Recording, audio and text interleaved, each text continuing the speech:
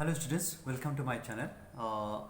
So yesterday I have already began part of this chapter 5, and I have talked about the industries in the pre-British period, and then also I talk about the industrial revolution and Indian textiles in the world market. So these are the things I just majorly I have spoken. Yesterday I gave to the some of the basic points for the chapters, and here we will be talking about also the decline of Indian industries during the British period. So this is the part of the our discussion, and then a third point we have got, that is say industrial growth in the 20th century, and the last one is a textile, which is a part of the our discussion in the class. So here I have already talked about the drain of wealth yesterday. The drain of wealth, but when any of the company is coming from the abroad, from the foreign company, and then establishing their industry in India, suppose in Indian soil, then if the company is not investing the money which they are earning from the India, and then those wealth or those money, suppose they are taking away to their own country and then investing there, then you have to understand that the country will no longer as going to grow in the sector of the economy. It is the very natural. Suppose the company is investing the money after establishing their industry in India, then the growth of the industry as well as the country will grow a larger amount. So therefore, we can understand that during the British period, most of the company that is actually established in different parts of the areas, but they did not give much important on the growth of the people, on the growth of the country. So they only looked for the profit, and the profit is the main agenda of the company. Any company that is establishing in any part of the world are looking for the benefit, looking for the profit. If without profit, the company is not going to establish. So this is one of the like a sector that we have found. So therefore, East India Company is one of the company which actually monopolized a lot of things everywhere, and then they are. So if you can see in any part of the world, suppose the company is coming, it means they need the profit, and if the money is invested there, then they only that country is developing. That is the things we can really understand about it. So drain of wealth has taken place, and this is noticed by who? Our nationalist leader Dadabhai Naoroji, and he has already observed it very clearly. Perhaps the other leaders were not much focusing on that. Other leaders were not focusing on that, and then the wealth, the way it was actually taken away from here to their own country, nobody was actually bothering about it. Okay, so this is how we can see it. And now, for example, the company also how they have benefited in India, that is they applied their policy. For example, any of the Indian traders or merchants, they didn't allow any of the Indian traders or merchants to be a part of the business person in the foreign soil. So they didn't allow them to come in the especially in the Europe country like Britain, But in spite of having that, Indian traders and merchants, they found out non-company regions like our China, China, Afghanistan, and something like that, Greece and all. So Sri Lanka. These are the all areas actually. The Indian merchants actually they created the place, and that's why the trade was still on the process of the development. We may think that a company has stopped them to go to the abroad country and to sail away, but other countries were there through which the our Indian some of the business traders were actually grew their business. So this is how actually the country was missing in the progress. Okay, so it is not totally that they have stopped them and they didn't have the other place to do the business and all. It is not like that, but India found the other place even to do their business. So this one we have to be clear. So here the drain of wealth, since I have already explained you how this drain of wealth actually was done by these Britishers. So here you have to understand. Another things that we have understood about the British, how they have developed. They didn't develop the people much about India, rather they exploited more. They made the people work overtime, and according to their overtime, according to their wages, the salary was not provided. As it now we can see in the private sectors, overtime is exploited, but then they are providing the salary and all. Even if you are spending 1 hour extra for that one, they are giving the money. But there are also some private sector where you won't get the money, where you won't get the any salary. Only what is given for your monthly salary, that is given, but you don't have the extra salary. Suppose let's see one example. We can see like educational institutions like schools and all. Suppose you are going on time, and suppose your timing of the departure is suppose 3 o'clock. Then up to 4 o'clock they may keep for some reason and all, and then that 1 hour time that is spent, there will be no money. So this is one way exploiting, and they are monopolizing, and this is against the actually the against the like your work culture. So anywhere, everywhere in this world actually, even a half an hour, 1 hour or so, suppose you do the extra work, then it means that has got the value. So that has to be understood by the people who are in the authority. Otherwise it is not going to serve any longer, and that kind of institution is not going to be progress, because when you exploit, people will be reducing, people will be going away from there.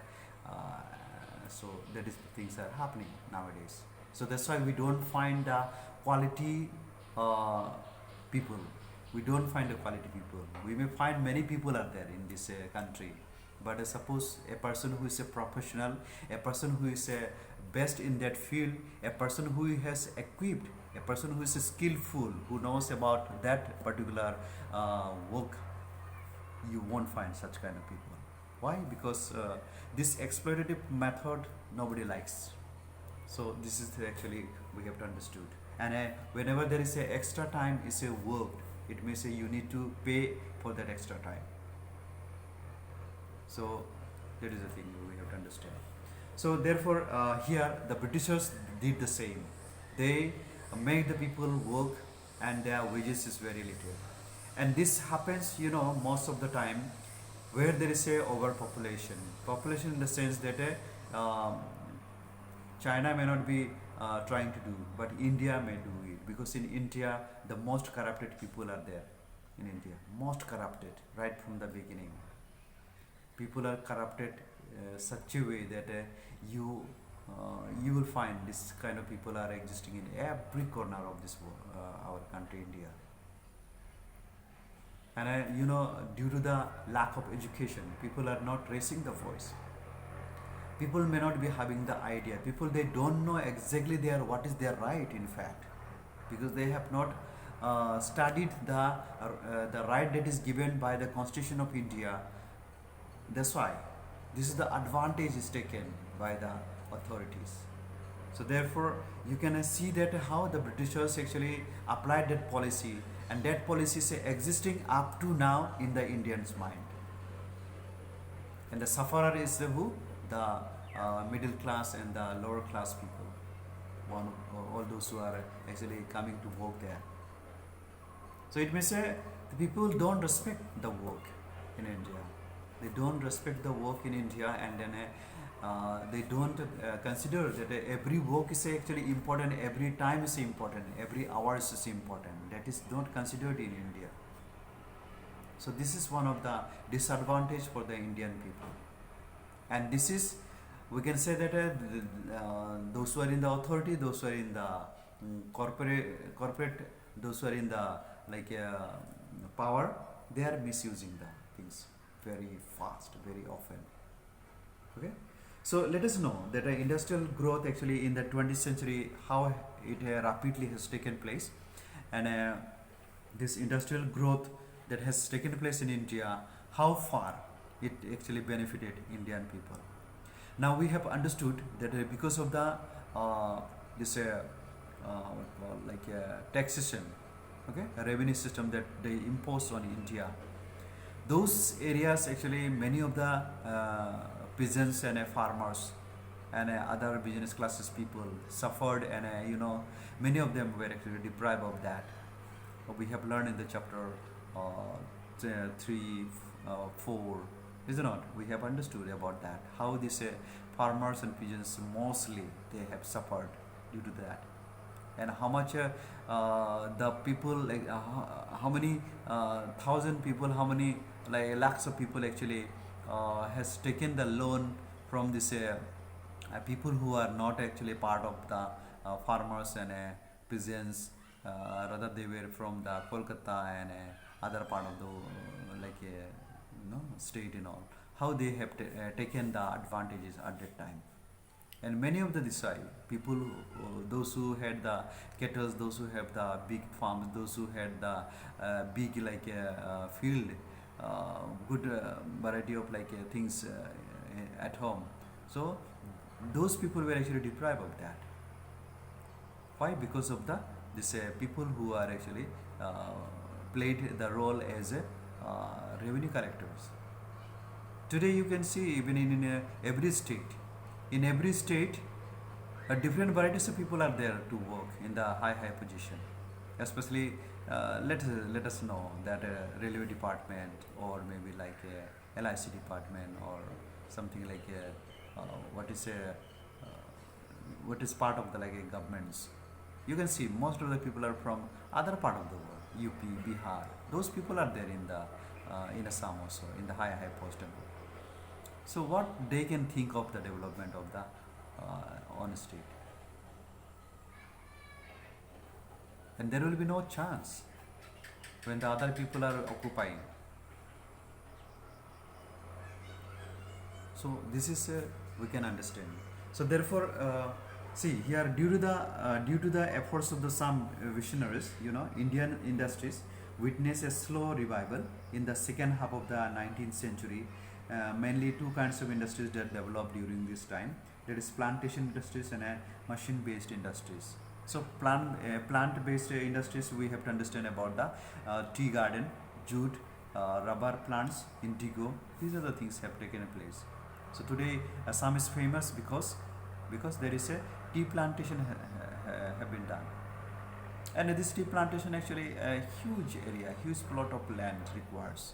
A small plot of land, it doesn't give you benefit, because if you are planting only 10 bighas of land or 1 bighas of land, is useless. So this requires like thousands acres of land for the plantation, and that they did. And the Britishers, in fact, they tried their level best here. So that's why, so vast stretches of land actually on which crops such as like a tea, coffee and rubber and all were actually grown, and then there was a huge demand for these goods in the Europe markets especially. So today tea you are having, or coffee you are having, jute or rubber you have got. These are all actually worldwide it is possible to sell. That's why this particular plantation actually took the big root to spread. So that is how actually grew. So the laborers who worked in these plantations were actually subjected to much operations during the time. Those laborers today, for example, in the tea garden, if you visit, the people don't look healthier. The people are unhealthy. The people look very dirty, shabby. Why? Because the money what is provided to them very little. In a tea garden setup, you see the companies are providing suppose any house and this and that and all, but you see their wages are very little. Their wages are very little. That's why up to now you can hear about the people from the tea garden laborers, tea laborers. Up to now, their son and daughters are not going. Miss, there is not possible for them to become a doctor, to become in the high post, SP, DC and all. We don't see much. yes, in some areas people are gradually one or two is there, but you see hardly. So these are the disadvantages is taking place right from the beginning, and this exploitative method is taking shape from the British time onwards. And those methods up to now, our Indian people, our Indian black people are actually following that.